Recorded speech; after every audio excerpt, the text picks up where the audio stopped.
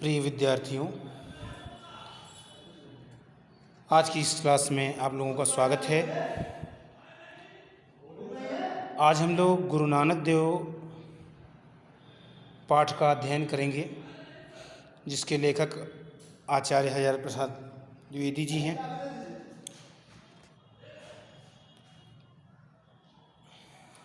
कह रहे हैं, कार्तिकी पूर्णिमा का इस देश की बहुत पवित्र तिथि है। कार्तिक माह की जो पूर्णिमा है वह हमारे देश की बहुत ही पावन तिथि मानी जाती है।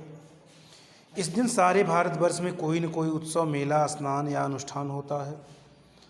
इस दिन सारे भारतवर्ष में कोई न कोई उत्सव, मेला, अनुष्ठान हुआ करता है। शरत काल का पूर्ण चंद्रमा इस दिन अपने पूरे वैभव पर हो जाता है। जो शरत काल का चंद्रमा है, इस दिन कार्तिकी पूर्णिमा के दिन अपने पूरे वैभव पर होता है। आकाश निर्मल, दिशाएं प्रसन्न, वायुमंडल शांत, पृथ्वी हरी भरी, जल प्रवाह मृदु मंथर हो जाता है। इस समय का जो वातावरण होता है वह बहुत ही सुनहरा होता है, बहुत ही अच्छा होता है। आकाश निर्मल, दिशाएं प्रसन्न, वायुमंडल शांत और पृथ्वी हरी भरी, जल प्रवाह मृदु मंथर हो जाता है। चारों तरफ का वातावरण जो होता है बहुत ही शांत, शुद्ध, आनंददायक होता है। कुछ आश्चर्य नहीं कि इस दिन मनुष्य का सामूहिक चित्त उद्वेलित हो उठे। इसमें कोई आश्चर्य की बात नहीं है कि मनुष्य का सामूहिक जो चित्त है वह उद्वेलित हो उठे। इस दिन महान गुरु नानक देव के आविर्भाव का उत्सव मनाया जाता है। इसी दिन महान गुरु नानक देव के आविर्भाव का जो उत्सव है वो मनाया जाता है। आकाश में जिस प्रकार षोडश कला से पूर्ण चंद्रमा अपनी कोमल स्निग्ध किरणों से प्रकाशित होता है, उसी प्रकार मानव चित्त में भी किसी उज्ज्वल प्रसन्न ज्योतिपुंज का आविर्भाव होना स्वाभाविक है। आकाश मंडल में जिस प्रकार षोडश कला से पूर्ण चंद्रमा अपनी कोमल स्निग्ध किरणों से प्रकाशित होता है, उसी प्रकार मानव चित्त में भी किसी उज्ज्वल प्रसन्न ज्योतिपुंज का आविर्भाव होना स्वाभाविक बात है, ये आम बात है। गुरु नानक देव ऐसे ही षोडश कला से पूर्ण स्निग्ध ज्योति महामानव थे। गुरु नानक देव ऐसे ही स्निग्ध ज्योति वाले और 16 कलाओं से परिपूर्ण महामानव थे। लोकमानस में अरसे से कार्तिकी पूर्णिमा के साथ गुरु के आविर्भाव का संबंध जोड़ दिया गया है। लोकमानस में बहुत लंबे समय से ही कार्तिकी पूर्णिमा के साथ गुरु के आविर्भाव का संबंध जोड़ दिया गया है। गुरु किसी एक ही दिन को पार्थिव शरीर में आविर्भूत हुए होंगे, पर भक्तों के चित्त में वे प्रतिक्षण प्रकट हो सकते हैं। लेखक का विचार है कि गुरु पार्थिव शरीर में, जो पंच तत्व से संबंधित शरीर है उसको पार्थिव शरीर कहा गया। पार्थिव मतलब पृथ्वी से संबंधित।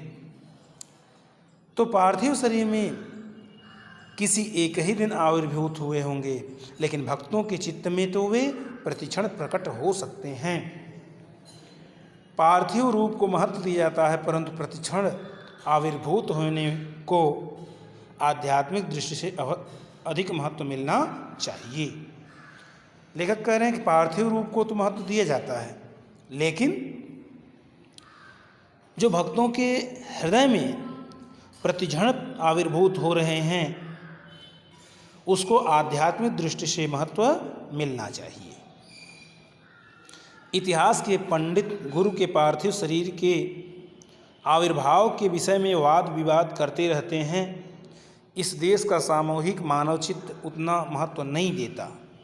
इतिहास के जो जानकार हैं, पंडित लोग हैं, गुरु के आविर्भाव के संबंध में वाद विवाद किया करते हैं, लेकिन जो देश का सामूहिक चित्त है वह उसको उतना महत्व नहीं देता। गुरु जिस किसी भी शुभ क्षण में चित्त में आविर्भूत हो जाएं, वही क्षण उत्सव का है, वही क्षण उल्लसित कर देने के लिए पर्याप्त है।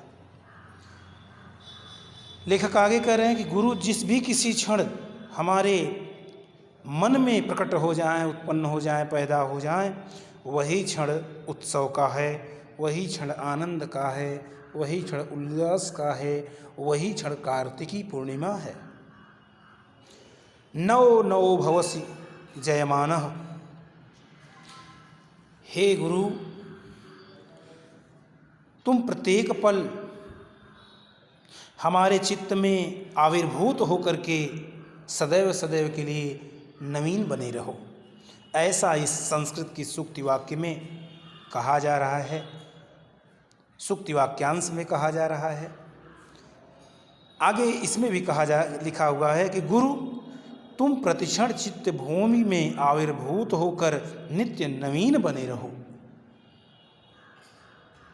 हजारों वर्षों से शरत काल की यह सर्वाधिक प्रसन्न तिथि प्रभामंडित पूर्ण चंद्र के साथ उतनी ही मीठी ज्योति के धनी महामानव का स्मरण कराती रही है।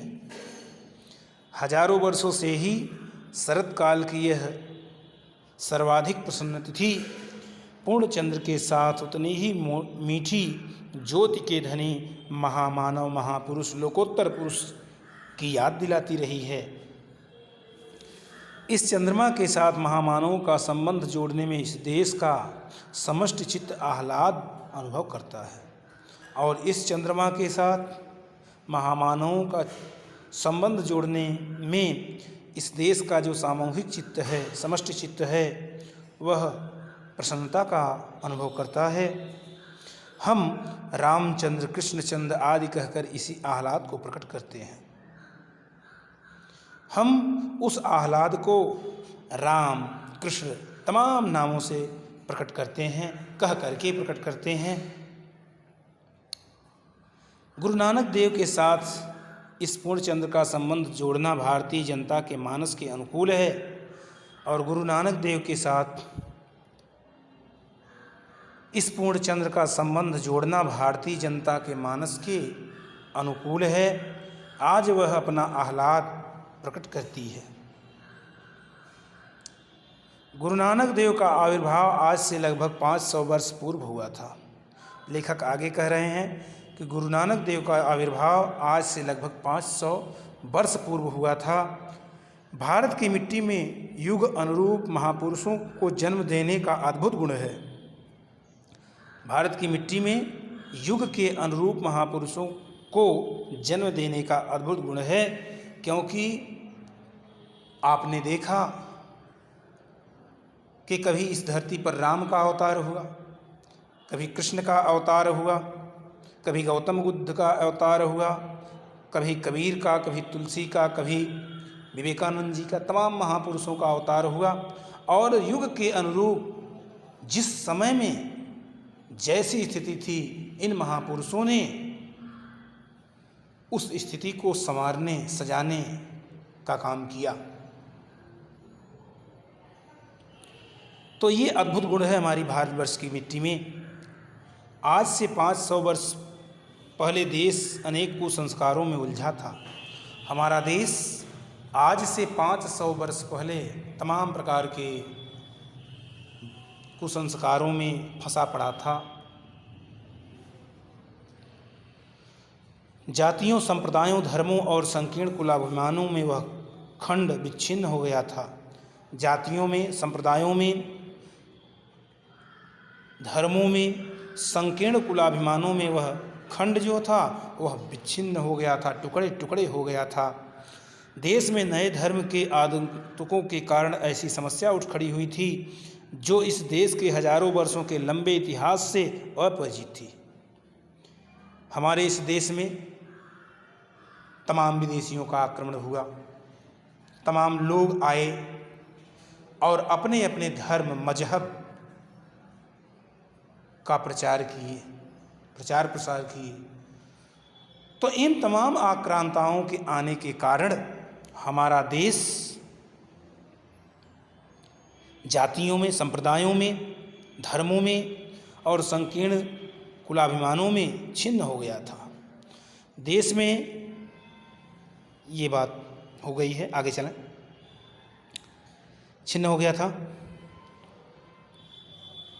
ऐसे ही दुर्घट काल में इस देश की मिट्टी ने अनेक महापुरुषों को उत्पन्न किया, जो सड़ी गली रूढ़ियों, मृतप्राय आचारों, बासी विचारों और अर्थहीन संकरताओं के विरुद्ध प्रहार करने में कुंठित नहीं हुए और इन जर्जर बातों से परे सब में विद्यमान शब को नई ज्योति और नया जीवन प्रदान करने वाले महान जीवन देवता की महिमा प्रतिष्ठित करने में समर्थ हुए। जो भी हमारे समाज में आडंबर थे, पुरानी परंपराएं थी, पुरानी धर्म के बातें थीं, उन सबको के स्थान पर नई ज्योति, नया धर्म, नया जीवन प्रदान करने वाले में इन महापुरुषों ने विशेष योगदान दिया और महान जीवन देवता की महिमा को प्रतिष्ठित किया और ऐसा करने में वो समर्थ हुए। इन संतों की ज्योतिष मंडली में गुरु नानक देव ऐसे संत हैं जो शरत काल के पूर्ण चंद्र की तरह स्निग्ध, उसी प्रकार शांत, निर्मल, उसी प्रकार रश्मि के भंडार थे। और इन संतों की ज्योतिष मंडली में गुरु नानक देव ऐसे ही संत हैं जो शरत काल के पूर्ण चंद्र की तरह ही स्वच्छ, उसी प्रकार से शांत और निर्मल, उसी प्रकार से रश्मि के भंडार थे। कई संतों ने कस कस करके चोटें मारी, व्यंग बाण छोड़े, तर्क की छुरी चलाई, पर महान गुरु नानक देव ने सुधा लेप का काम किया। उस समय के जो तत्कालीन धर्माधीश थे, मठाधिकारी थे, उन लोगों ने गुरु नानक देव की बातों पर कस कस करके चोटें मारी, व्यंग के बाण छोड़े, तर्क की छुरी चलाई, पर महान गुरु नानक देव ने उन सब की बातों पर, उन सभी का बातों का खंडन करते हुए उस पर सुधा लेप का काम किया, अपनी बातों का सुधा लेप लगा दिया। यह आश्चर्य की बात है कि विचार और आचार की दुनिया में इतनी बड़ी क्रांति ले आने वाला संत इतने मधुर, इतने स्निग्ध, इतने मोहक वचनों का बोलने वाला है। इनके इस व्यवहार से जाना जा सकता है, कहा जा सकता है कि इतने आचार विचार की इतनी बड़ी क्रांति लाने वाला जो यह संत है, इतने मधुर, इतने स्निग्ध, इतने मधुर मोहक वचनों को बोलने वाला है। ये सबसे बड़ी अद्भुत बात है, ये सबसे बड़ी आश्चर्य की बात है, क्योंकि थोड़ा सा भी किसी भी क्षेत्र में जिसको जानकारी हो जाती है उसको अहंकार हो ही जाता है। तो लेखक का ये कथन है कि इतना सब कुछ जानकारी होने के बाद भी इनके अंदर अहंकार, बुराइयां नहीं थी।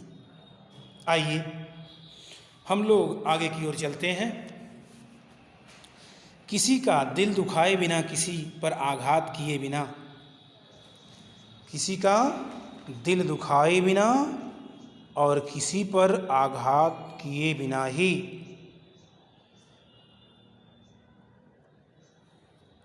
इन्होंने ये महान कार्य किया है। आगे की ओर कह रहे हैं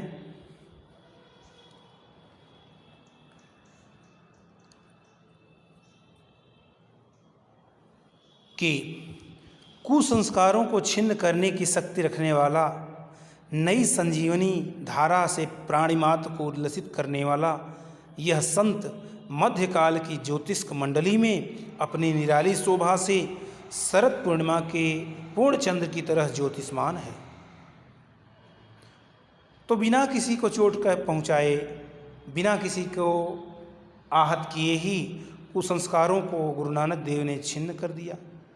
ऐसी शक्ति रखते थे और उसके स्थान पर नई संजीवनी धारा से प्राणी मात्र को उल्लसित कर दिया, आप्लावित कर दिया। तो यह संत मध्यकाल की ज्योतिष मंडली में अपनी इस निराली शोभा के नाते ही